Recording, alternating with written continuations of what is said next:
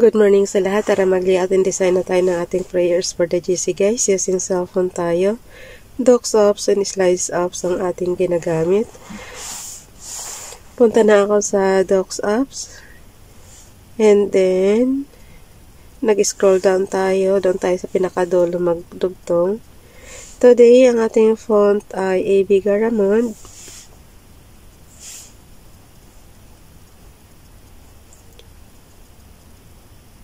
Oh, what happened?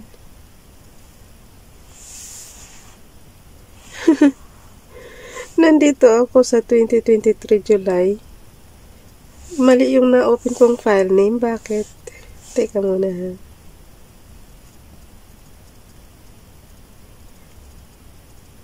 Oh. Ayaw ko ba't napindot ko yung 2023 July. Ang dami kasi nating file name na guys. So, ba't napindot ko yung July? Okay, dito tayo si February 2024. Buti madali akong na-recognize. Bakit ka ako nasa 13? Today is 14 February 2024. Ang ating font ay Montserrat. Sunod sa Meriwether guys. Kahapon Meriwether. Today is Montserrat. Size 12. Text color ay red. Highlight color is blue. Ito lang talaga matingkad na kulay na nababasa mo siya.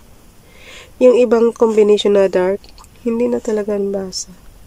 Ay, isa pa. Yung fuchsia pink tsaka yung black. Pwede, nababasa rin.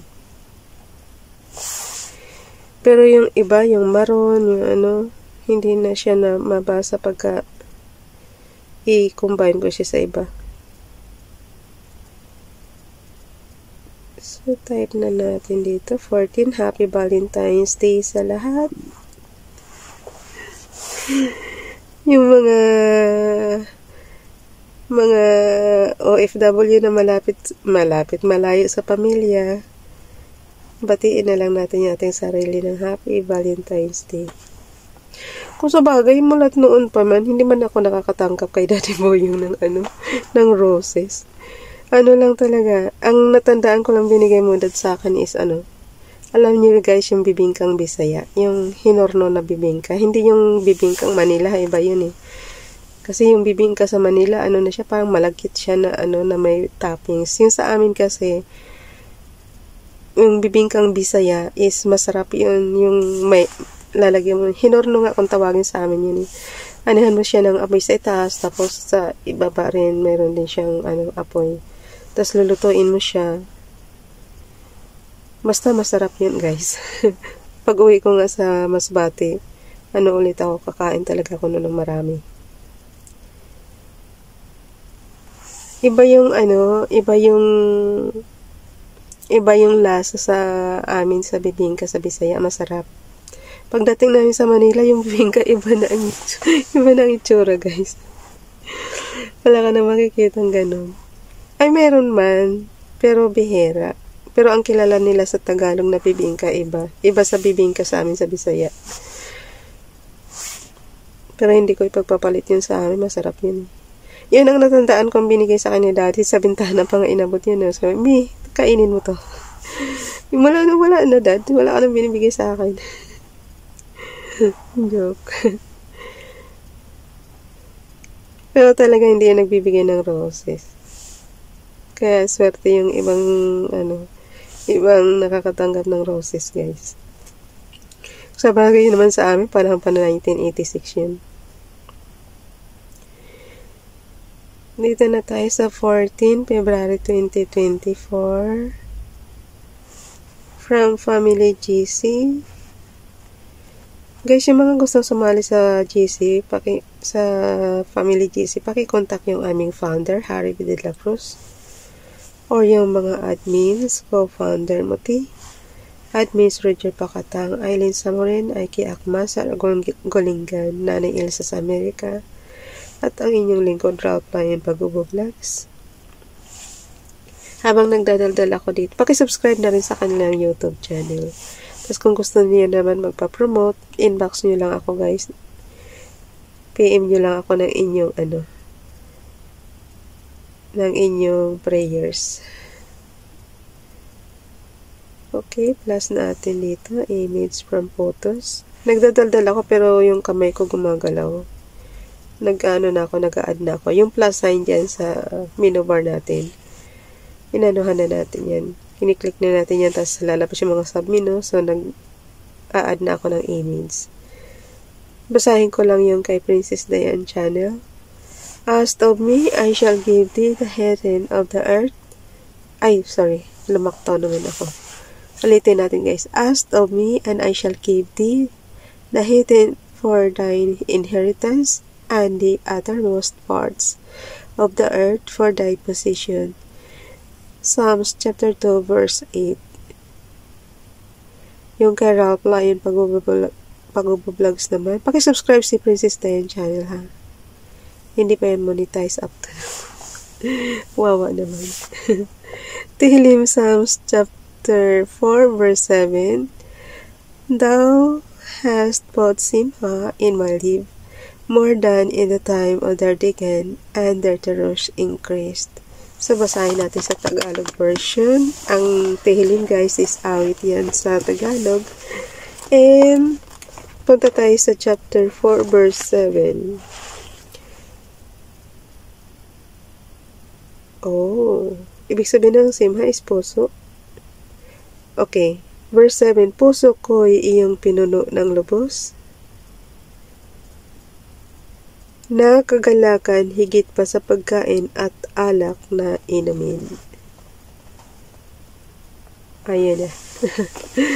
Kayo na bahala mag-intindi guys, at tayo wala na ring oras. May back to normal na tayo ngayon sa pagtatrabaho ha. Tapos na po ang 4 na araw na yung mga may hangover pa dyan sa pag day off guys, sa holiday. Back to normal na tayo. May pasok na po ngayon. Trabaho na ulit. Last, horizontal line. So, add natin yung kanilang para ma-subscribe. May bago ba si GC? Yung mga hindi pa nakasubscribe guys, subscribe na. Pero yung mga nakasubscribe na, huwag nyo na pindutin kasi nababawasan. Punta tayo sa messenger.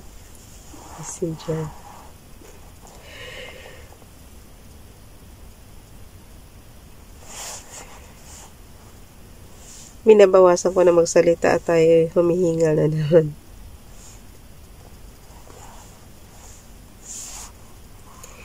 Tapos ako na nito maglagay sa guys, sa slides. Basahin ko pa yung repost prayers. Gallery, messenger. Yung mga hindi makuha yung nito, yung mga kabibili lang ng CP, tapos hindi nyo makuha yung commands, balikan nyo lang yung mga luma kong video guys. O kaya naman, araw-araw nyo lang pag-aralan yung CP nyo, makukuha nyo to. Simple lang naman kung marunong ka sa computer na Microsoft Word, Microsoft PowerPoint, Microsoft Excel, kaya nyo na to guys, kasi pare-pareho lang halos ng commands. So, yun. Kaya pala malaki agot Pagka gusto nyong i-compress yung di ba ang font size natin is size 12. Gawin yung size 3 para magkaroon lang ng maliit lang na spacing ba. So, katulad niyan, i-screenshot na natin. Paano ba mag-screenshot? Lagi kong sinasabi, importante ito sa mga nagdidikitan. Ito yung pinaka-resibo guys. So, on and off button nyo lang. Low volume button nyo lang. Sabay click yan. So, meron na kayong screenshot. Nawala. So, nandoon na yun sa gallery. Puntahan na natin sa gallery. And then, syempre, ika-crop nyo. Kasi may mga time pa yan Tapos, isama natin yan doon sa repost prayers natin doon sa slides. Hindi ko na dinadala sa docs apps yung i-repost prayers ko. Doon ko na sila pinagsasama sa slides. Mas mabilis. Kasi yung dalhin mo sa docs apps, dalhin mo na naman sa slides apps. hirap mag-control ng ng screenshot. So, kung ilan yun, ganun ang screenshot na gagamitin mo. Kaya ginagawa ko, yung bago na lang ang nilalagay ko dun sa Docs apps. Tapos, yung luma, as is na siya dun sa Slides apps. Tapos, i-repost prayers lang natin. Hindi ko na nilalagyan ng word na repost prayers, guys. Understood nyo na yun na pag may year 2023, ibig sabihin last year yan. Yan. Pag na-crop nyo na, guys, syempre isi-save nyo. Tapos, delete nyo na yung mga hindi kailangan kasi sayang yung space. Sa totoo lang, ang dami ko pang ang dami ko pang photos. Hindi pa ako nag-delete. Dito na tayo sa Slides apps, guys. Edit lang muna natin sandali. Move to front lang naman yun. Sa edit slides tayo. Punta tayo sa number 14. Ang ganda pala ng last year na ni Bunso. Yung tumalon siya sa falls. Takot na takot siya dyan. Ayan o. Yung dating background natin. Ang ganda. So, delete lang natin yan. Palitan natin ng bago. Kinuha natin yung doon siya sa sa peak. Pag nasa peak ka kasi, guys, parang akala mo abot mo na yung abot mo na yung sky. Tapos yung ibaba naman matatanaw mo rin. Buong central kita na yan eh. Central ng Hong Kong. Okay. I-ano lang natin yan. So, pag puno na yung canvas nyo, okay na. Pindutin nyo kahit saan, hindi na yan mamumove.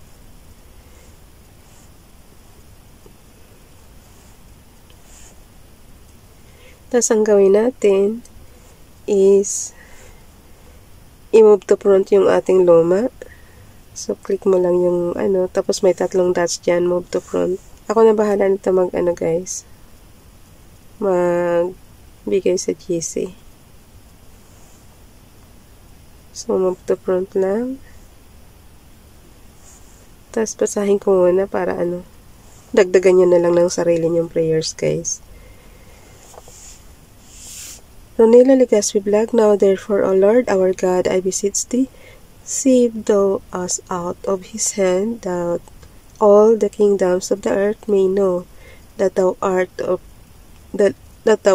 Lord God, even thou only. Kay Donnelly naman, daily prayer, February 14, 2023, aming Ama, lubos kaming nagpapasalamat dahil mayroon kaming pamilya at mga kaibigan na nagpapasalamat sa amin higit sa lahat. Maraming salamat sa pagmamahal na mula sa iyo. Amen. So, kayo na magbasa dito kay Princess Diane at kay Ralph. Yan. Tapos, ilagay lang natin dito yung bago. And ako na magbigay sa GC, guys. Bye everyone. God bless.